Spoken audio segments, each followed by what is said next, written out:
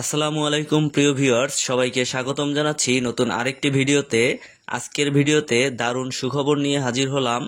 সরকারি কর্মচারীদের দাবি দেওয়া পর্যালোচনা ও পরীক্ষা নিরীক্ষা করার জন্য 9 সদস্য বিশিষ্ট একটি কমিটি গঠন করা হয়েছে। অর্থাৎ এখন থেকে সরকারি চাকরিজীবীদের বেতন ভাতা সংক্রান্ত যেমন পে স্কেল, মহার্ঘ ভাতা, রেশন সুবিধা, পেনশন সুবিধা ইত্যাদি দাবি দেওয়ার ক্ষেত্রে এই কমিটি গুরুত্বপূর্ণ ভূমিকা রাখবে। এ সংক্রান্ত বিস্তারিত জানাবো আজকের ভিডিওতে, তাই ভিডিওটি না টেনে সম্পূর্ণ ভিডিওটি দেখুন। চলে যাচ্ছি বিস্তারিত আলোচনায়। সরকারি কর্মচারীদের দাবি দেওয়া পর্যালোচনা ও পরীক্ষা নিরীক্ষা করে মতামত দেওয়ার জন্য 9 সদস্য বিশিষ্ট একটি কমিটি গঠন করা হয়েছে। কমিটির সভাপতি করা হয়েছে জনপ্রশাসন মন্ত্রণালয়ের অতিরিক্ত সচিবকে। রোববার জনপ্রশাসন মন্ত্রণালয়ের সিনিয়র সহকারী সচিব শরীফুল ইসলামের পাঠানো এক বিজ্ঞপ্তিতে এ তথ্য জানানো হয়েছে। কমিটির পরিধিতে বলা হয়েছে, কমিটি সরকারি কর্মচারীগণের যৌক্তিক দাবি দেওয়া পরীক্ষা নিরীক্ষা করে মতামত ও সুপারিশ প্রদান করবে।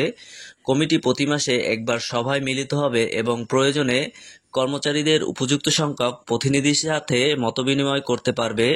কমিটি প্রয়োজনীয় সদস্য কো-অপটেট করতে পারবে।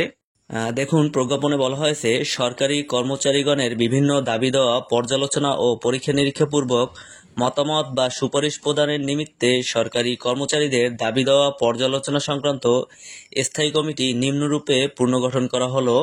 যেখানে সভাপতি থাকবেন অতিরিক্ত সচিব, জনপ্রশাসন মন্ত্রণালয়। সদস্য হিসেবে থাকবেন যুগ্ম সচিব, সংগঠন ব্যবস্থাপনা 1 অধিশাখা, জনপ্রশাসন মন্ত্রণালয়।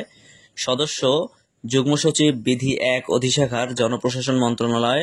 সদস্য হিসেবে আরও থাকবেন যুগ্ম সচিব, মাঠ প্রশাসন, অভ্যন্তরীণ নিয়োগ ও নবনিয়োগ অধিশাখা, জনপ্রশাসন মন্ত্রণালয়। এছাড়াও সদস্য হিসেবে থাকবেন যুগ্ম সচিব, প্রশাসন অধিশাখা, জনপ্রশাসন মন্ত্রণালয়। অর্থ বিভাগ, অর্থ মন্ত্রণালয়ের একজন প্রতিনিধিও সদস্য হিসেবে থাকবেন। স্বরাষ্ট্র মন্ত্রণালয়ের একজন প্রতিনিধি হিসেবে থাকবেন। লেজিসলেটিভ ও সংসদ বিষয়ক বিভাগের একজন প্রতিনিধিও থাকবেন সদস্য হিসেবে। এবং কমিটির সদস্য সচিব হিসেবে থাকবেন যুগ্ম সচিব, সচিবালয় ও কল্যাণ অধিশাখা, জনপ্রশাসন মন্ত্রণালয়।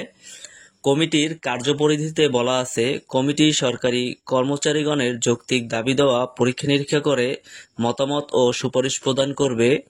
কমিটিতে প্রতি মাসে একবার সভায় মিলিত হবে এবং প্রয়োজনে কর্মচারীদের উপযুক্ত সংখ্যক প্রতিনিধিদের সাথে মতবিনিময় করতে পারবে।